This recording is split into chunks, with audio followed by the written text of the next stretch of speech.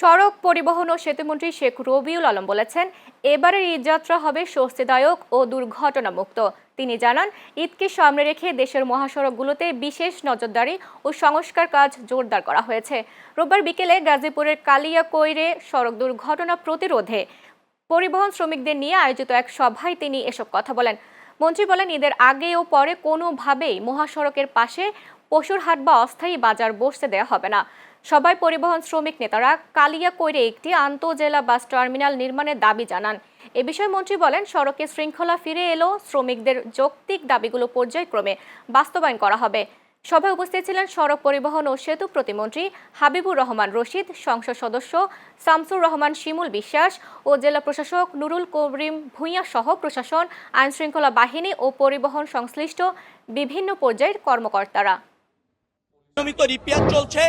মহাসড়কে কোনো বাজার বসবে না, বসতে দেওয়া হবে না। স্থানীয় প্রশাসন এ ব্যাপারে সজাগ আছে।